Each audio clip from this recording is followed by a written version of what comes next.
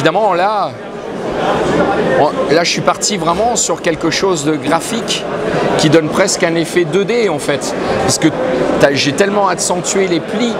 Si j'avais vraiment travaillé dans une réalité, je pourrais très bien changer mes couleurs.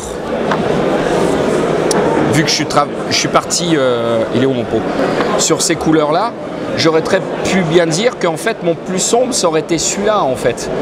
Et du coup je serais plus proche de la réalité si j'avais travaillé avec ces deux couleurs en fait. Parce que plus tu vas atténuer tes ombres fortes, plus tu vas arriver sur quelque chose de réel.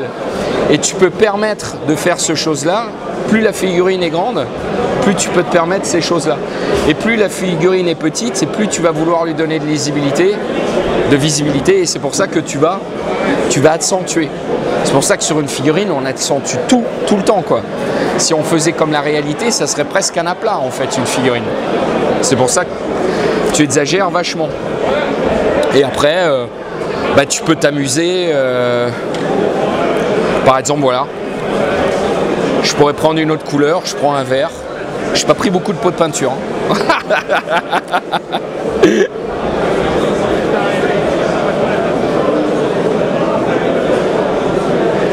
Alors là, je vais bien le diluer.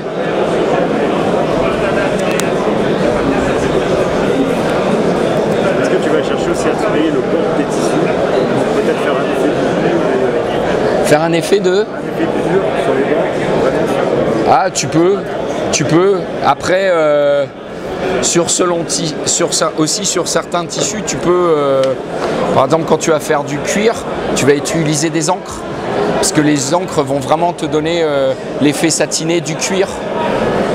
Tu peux je pourrais utiliser du pigment aussi pour faire donner une autre usure. En fait, il ne faut pas hésiter aussi à aller chercher des matières qui vont te permettre d'enrichir ton tissu. Parce qu'au final, si tu peins toute la figurine un peu pareil, que tu utilises un peu tes mêmes techniques, on va avoir l'impression que ta figurine elle est monochrome en fait, que tu as fait la même chose partout et que tu n'as pas utilisé la sensibilité. Là par exemple j'ai une ceinture, idéalement ça serait bien de le travailler dans un cuir peut-être craquelé ou brillant pour vraiment faire une coupure avec le reste. Ma chemise, de le travailler avec des couleurs un peu matifiées pour que ce soit encore différent, quoi. Faut pas hésiter. Et là par exemple, admettons, je sais pas, que je veux donner un reflet de lumière verte ici, et ben je vais venir mettre un peu de vert sur mon tissu à certains endroits pour l'enrichir d'une autre couleur.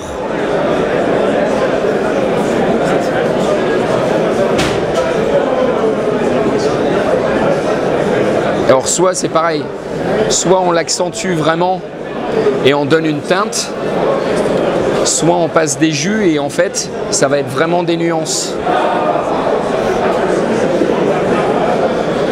Par exemple sur de la figurine studio, ça on va pas trop le faire, il n'y a pas vraiment trop d'intérêt parce que à la photo ça va pas ressortir.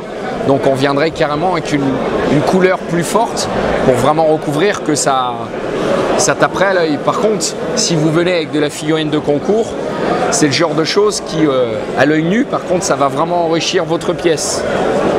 C'est ce qui va faire la différence aussi avec la figurine que vous faites pour de la photo et de la figurine que vous faites en vrai. C'est que si une figurine que vous avez travaillée pour la photo, elle va paraître plus pauvre en vrai. Parce qu'elle aura moins d'enrichissement, parce que vous allez moins le travailler. Donc c'est important aussi de voir pourquoi vous faites cette figurine. Pareil, si vous faites une figurine pour le jeu, vous allez tout pousser à l'extrême parce que sur une table de jeu, la figurine, vous la regardez à plus d'un mètre. Donc il faut qu'elle ait un impact visuel. Donc il y a ça aussi à prendre en compte, c'est que la technique que vous allez utiliser va être différente selon l'utilisation de la figurine, selon ce que vous allez en faire, quoi.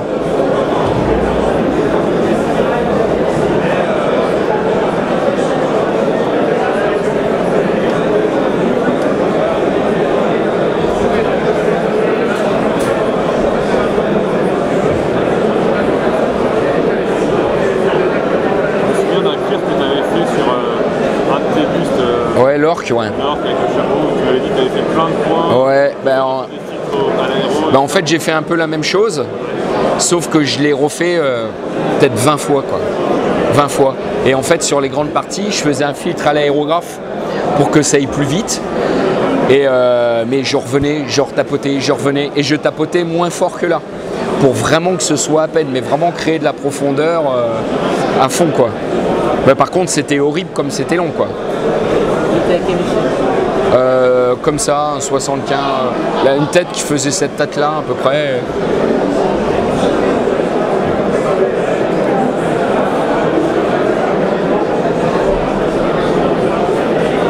Alors sur un cuir, là, je me pose la question, si on veut faire des traces d'eau, parce que souvent sur le cuir, des traces d'eau blanche, est-ce que c'est facile à faire? Vernis, tu peux le faire. Bah, ça va être compliqué, mais tu peux. Ouais. Auréole, tu vois. Ouais. Ah, auréole. Ouais, tu peux. Avec du vernis, tu pourrais. Ouais. Tu peux. Ah, peut-être. Bon, ça serait pas forcément joli, quoi. C'est ça. Ouais, ça dépend. Ça dépend. J'ai vu une figurine comme ça il n'y a pas longtemps où le mec il a fait couler une larme. Donc du coup il a fait au vernis, mais en fait il a fait très, très fin, il a fait une couche, puis une deuxième, puis une troisième, puis jusqu'au moment où, mais alors avec la même dimension, le même truc, pour que ça arrive à faire l'épaisseur en fait qu'il faut quoi. Parce que par contre si tu attaques directement l'épaisseur, tu vas tu vas déglinguer le truc quoi.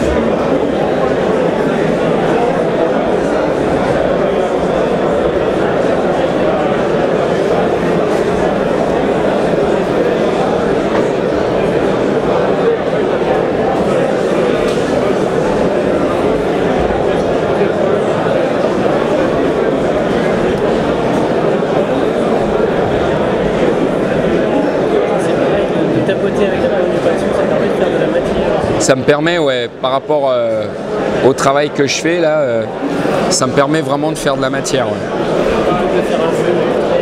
C'est ça, ouais. Comme ça, je reste dans l'esprit de la pièce en fait.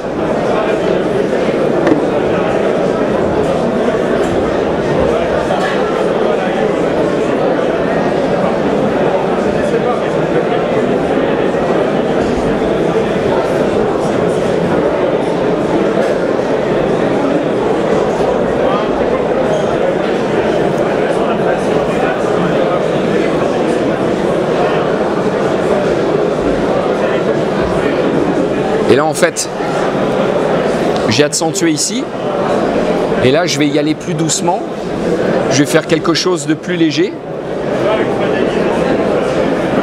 pour qu'il y ait quand même ce spectre du vert qui soit là, mais qui soit beaucoup plus doux.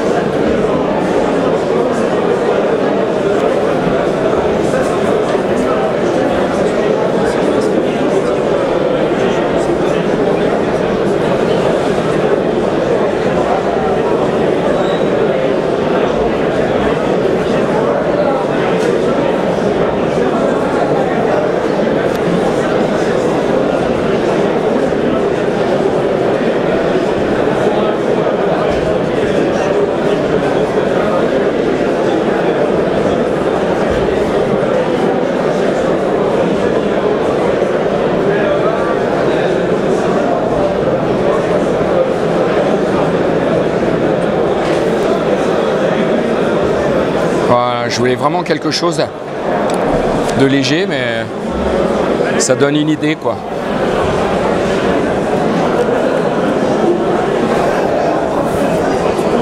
Ce tissu, à la base, sa couleur locale, c'est un truc, c'est un vert kaki, c'est jaune, c'est des reflets. Ça dépend, en fait. Tu l'interprètes un peu comme tu veux, quoi. C'est vraiment... moi, souvent, dans mes couleurs, il n'y a pas de couleur nette. J'aime bien, par exemple, sur une figurine, une fois que j'aurai tout fait, toute ma figurine, je vais faire des rappels de couleurs. Par exemple, ce vert, je peux mettre des touches, mais très discrètes, très fines, qui ne vont pas se voir à l'œil nu, mais qui vont être remises un peu partout sur la figurine. Et en fait, il faut se dire que l'œil, le spectre de l'œil, lui, il va le capter. Il va le voir, en fait. Il va se rendre compte qu'il y a quelque chose, quoi. Et ça va uniformiser toute la pièce. Ça évite d'avoir des couleurs hyper tranchées. Alors attention, hein, je parle dans ce type de travail où je veux quelque chose de doux, de relativement doux. Voilà. Si je vais peindre du Marvel, là il me faut des couleurs hyper tranchées, bien délimitées. Ça va vraiment dépendre de ce que vous voulez faire, en fait. C'est vraiment là, je veux montrer comment travailler un peu en nuances, travailler avec des choses légères. Et c'est surtout des choses que vous allez voir, que vous pouvez voir en vrai. En photo, vous ne le verrez pas, en fait. Ça ressortira pas du tout, quoi. C'est pour ça que je voulais travailler les tissus de cette façon. De montrer qu'il y avait la possibilité de donner des choses beaucoup plus légères avec des nuances. Comme tu dis, la photo, ça peut être très trompeur des fois. Ah ouais, à fond, à fond. On voit sur des styles de peinture, Ah bah, les Espagnols qui tracent la mort, on voit ça. ah bah, t'es obligé en photo, tu le vois pas. Ça, tu le verrais pas là. Ce que j'ai fait, tu le vois pas en photo. Tu le vois pas. Mais par contre, dès que tu le vois en vrai, ça te rajoute une richesse, ça te rajoute une vie à la pièce. Et c'est d'autant plus parleur, ça parle d'autant plus quand tu vas faire un visage. Parce qu'un visage, c'est ultra doux, tu vas avoir des milliards de nuances, des milliards de couleurs. Et donc c'est ce qui va donner la richesse de ton visage. Si tu fais un visage, tu vas pas faire en monocolore, quoi. Un visage, regardez, un visage humain, là ça va être un petit peu de rouge, il peut y avoir du violacé. Votre visage, vous allez imaginer dans une ambiance, par exemple dans le froid, alors il va y avoir des filtres de bleu. Si c'est la chaleur, il va y avoir des filtres un peu rouge, violet. Ça va vraiment dépendre de ce que vous faites, quoi. Et la figurine, c'est la même chose. Quand vous faites une figurine, le plus important, c'est de vous raconter une histoire. Vous dire qu'est-ce que vous voulez, comment vous voyez le truc, quelle est l'histoire, comment vous la voyez. Et par exemple, là, j'ai fait ça, mais je peux très bien monter mes valeurs. Je peux très bien me dire que si je continue à pousser, je vais renforcer mon verre, en fait.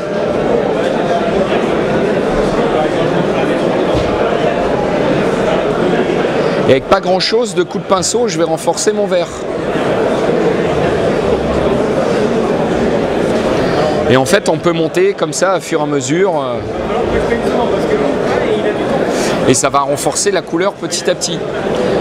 Pareil, comme je vous disais, le noir tout à l'heure, rien n'empêche en fait que je vienne avec cette couleur et je descends plus. Je diminue mon ombre. Voilà, vous voyez là, je la diminue.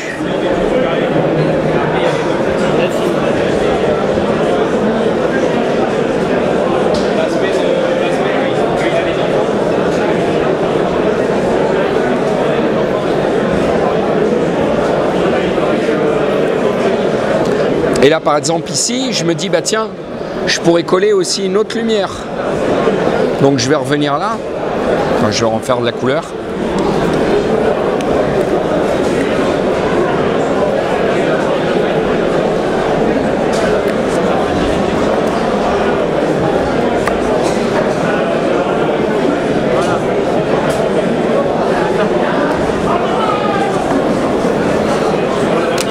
Et je me dis, bah tiens, là, je pourrais très bien monter des lumières aussi ici.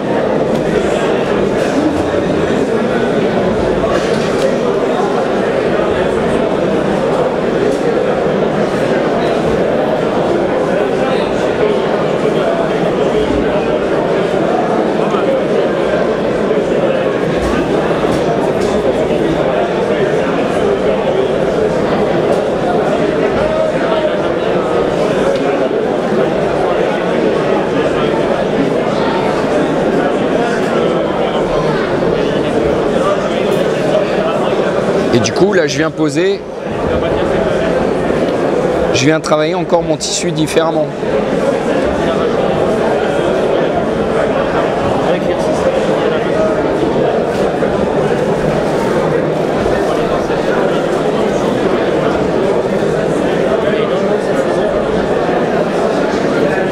Du coup, vous voyez, je vais faire quelque chose qui est beaucoup moins sombre en fait.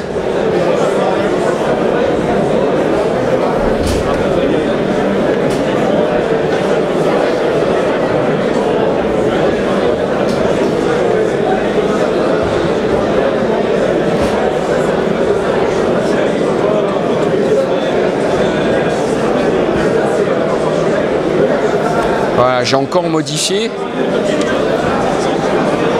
C'est très léger, mais j'ai encore modifié ma lumière sur mon tissu, quoi. C'est ça l'avantage, c'est que là, vu qu'on travaille fin, on s'arrête jamais, on s'amuse, on fait plein de choses. Ouais. Et tu peux t'amuser, tu peux continuer à déplacer tes ombres, tes lumières. Et en fait, c'est souvent ce qui va se passer quand tu vas travailler l'intégralité de ta pièce. En fait, le truc, c'est que il y a des moments où tu vas te rendre compte qu'il va falloir corriger. Alors après, chacun on a sa façon de travailler. Il y a des gens, ils ont l'habitude de travailler un petit morceau de la figurine, un autre morceau, un autre morceau, un autre morceau. Et ça marche, le résultat final, il marche.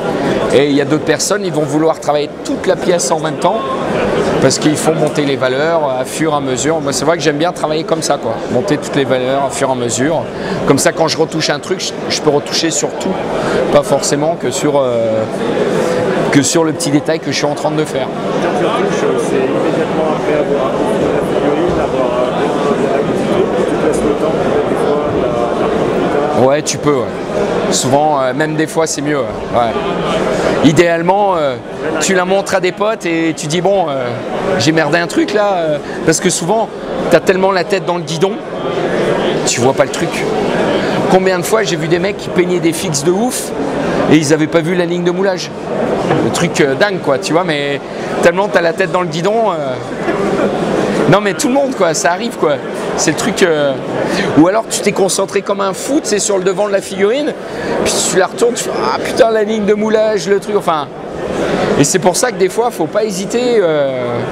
Et c'est pour ça que c'est pas mal de monter ses valeurs sur toute la figurine. Pour avoir. Vas-y, je t'en prie. Est-ce que tu inclus le socle? Tu parles de monter toute la figurine en même temps. Tu peux. Parce que des fois, alors moi ça m'arrive tout le temps.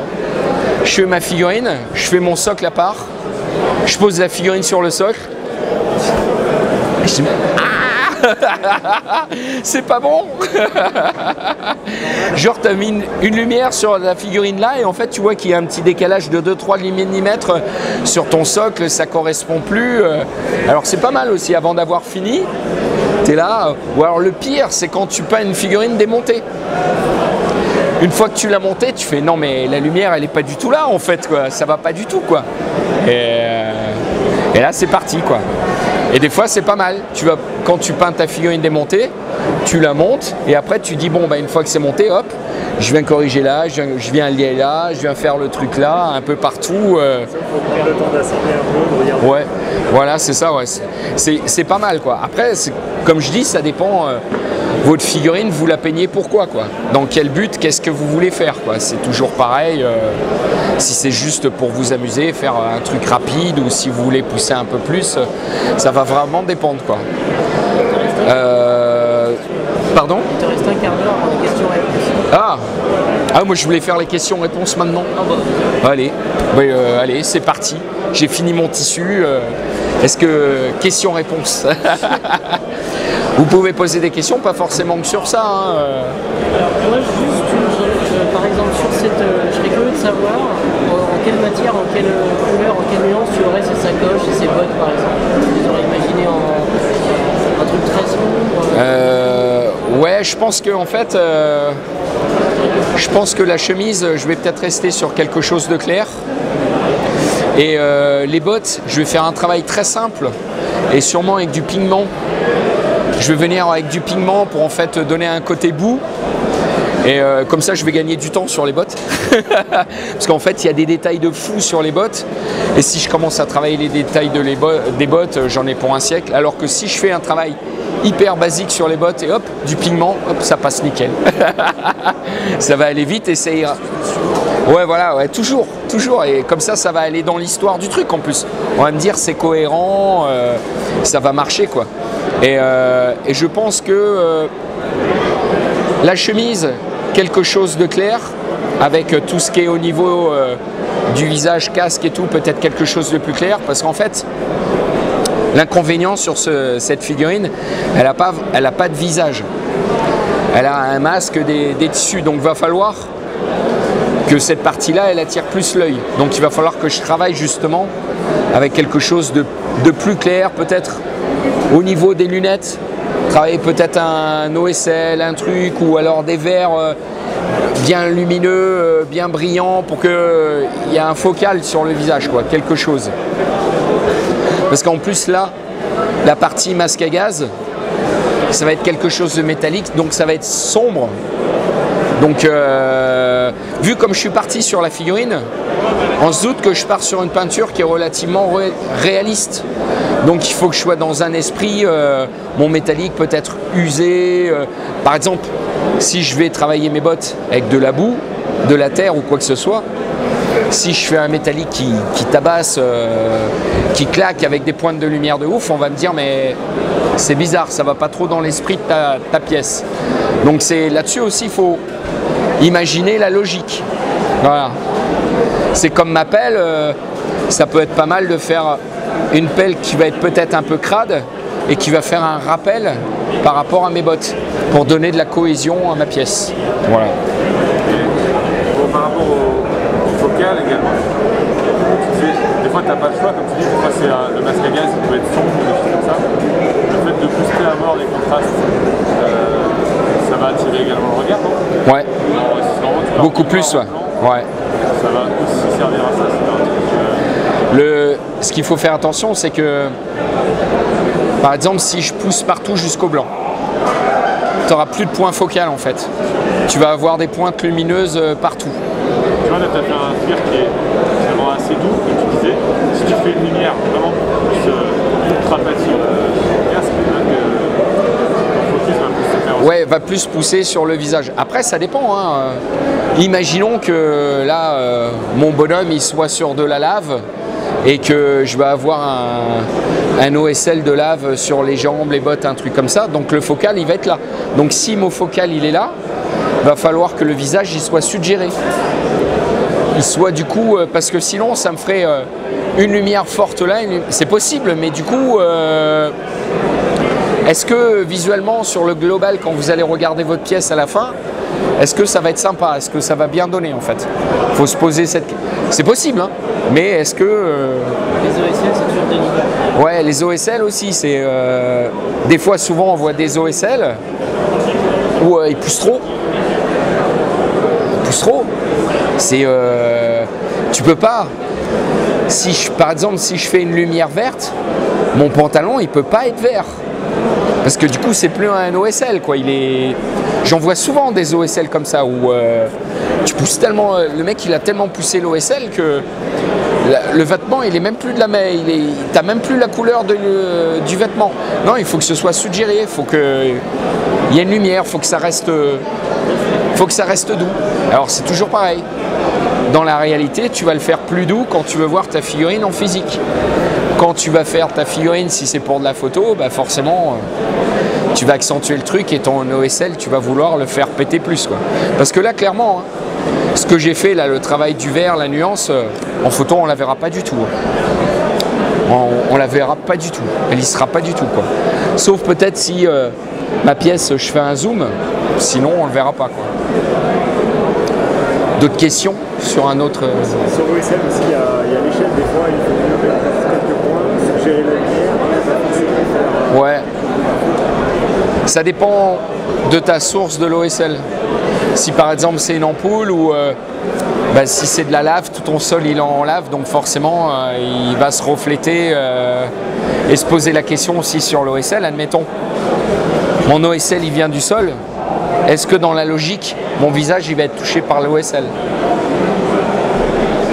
Des fois on voit des trucs, tu vois, l'OSL il vient du sol et la figurine elle est recouverte de tout l'OSL. Pourquoi? c'est la puissance. Ouais, alors là ouais, c'est méga puissant, quoi. C'est pourquoi pas après, hein, pourquoi pas, hein. C'est possible. C'est clair, ouais. Non mais c'est pas facile, l'OSL c'est... Ouais voilà, ouais. Bon après ça peut être un parti pris, hein. C'est un parti pris de faire comme ça, quoi. Pour les OSL, c'est bien de faire des tests avec des vraies lumières peut-être. Ouais, bah déjà, tu vois, quand tu le vois, si tu le fais dans la réalité, là je pose mon bras en fait, ça va éclaircir ma couleur de peau. Donc par exemple, si on prend un repère par rapport à mon bras, en fait ma couleur de peau serait plus claire là, et j'utiliserai une couleur de peau qui est un peu plus foncée. Mais du coup là, on va faire un spectre qui va être beaucoup plus fort pour montrer que c'est un OSL. Parce qu'en fait c'est ça le problème de l'OSL dans la figurine, c'est que si je faisais une peau plus claire, on va juste se dire il a une peau plus claire. On va pas se rendre compte qu'il a un OSL. C'est le problème, comme on disait tout à l'heure dans la figurine, on accentue toujours un peu plus, parce que c'est de la figurine. C'est la différence, quoi. Une autre question?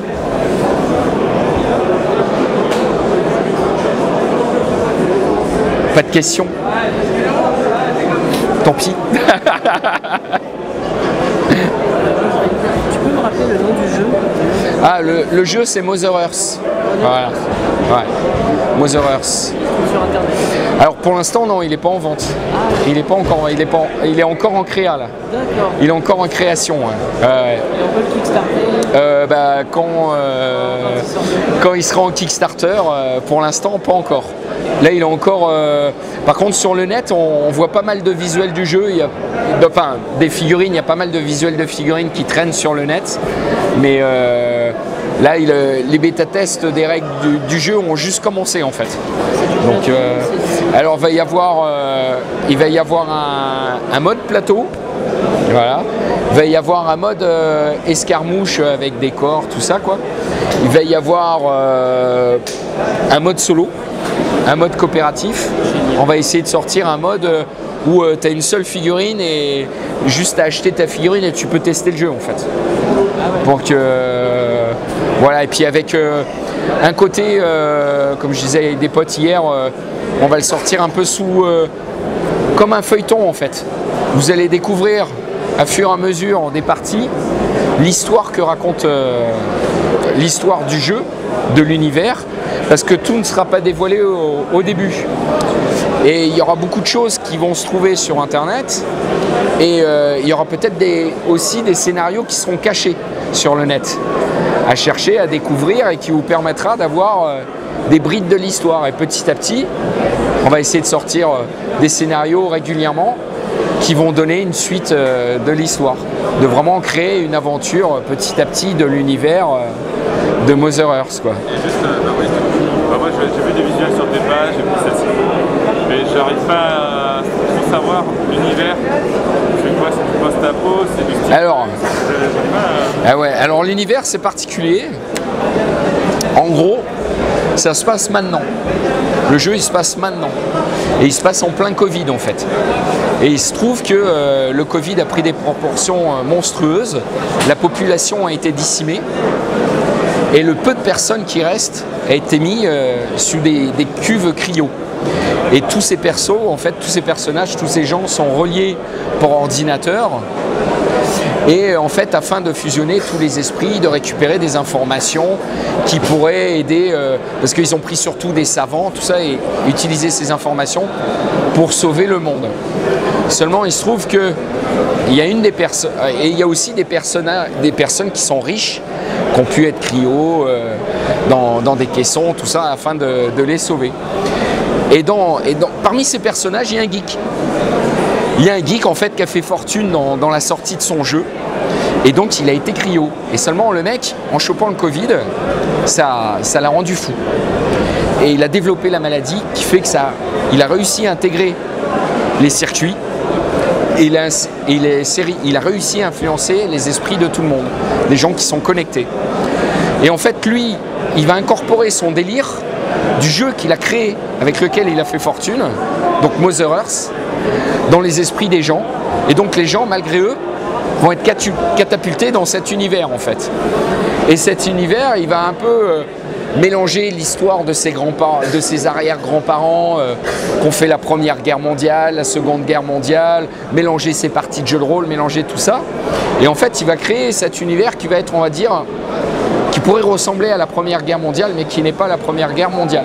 Il a carrément remélangé à son image, en fait. Et par exemple, imaginez la Première Guerre mondiale et il y a un vaisseau extraterrestre qui s'est écrasé. Mais il y avait très peu d'extraterrestres à l'intérieur. Ils ont été vite capturés et on les a capturés, on les a torturés pour les forcer à dévoiler toute la technologie. Et du coup, la guerre a pris une autre dimension parce qu'ils ont utilisé la technologie de ces extraterrestres pour créer des armes, pour développer des armées, tout ça. Et en fait, au fur et à mesure, vous allez découvrir, il se passe des trucs et il peut y arriver dans des parties où il va y avoir des brides de réalité. Où il va être catapulté, mélange Première Guerre mondiale et mélange le présent de maintenant, enfin voilà. C'est un peu le pitch de cette histoire. Et même, on essaye de voir si plus tard on n'en sortirait pas un jeu de rôle aussi, parce que ça peut... On a écrit beaucoup de background, beaucoup de fluff, donc on va essayer de développer là-dessus, quoi. Donc on verra. On verra. Voilà, si vous avez d'autres questions... n'hésitez pas. Non, pas plus de questions. Merci en tout cas. Merci d'avoir regardé Adebo. Vraiment super, mais l'échelle est super. Ouais, l'échelle est cool, ouais. Pour la peinture, c'est agréable. Ouais. C'est quoi? C'est plus haut que 54? Non, juste en dessous. C'est juste en dessous? Ouais, juste en dessous. Ouais. Tu vois, elles font 40 mm en fait. Bah putain, il fait plus grand, ouais, je trouve. Ouais, il fait 40 mm en fait. Ah ouais, putain, En plus, je suis quand même impressionné. Avec la caméra, quand on arrive à vraiment bien voir. Ouais. Elle est bien, hein. C'est impressionnant.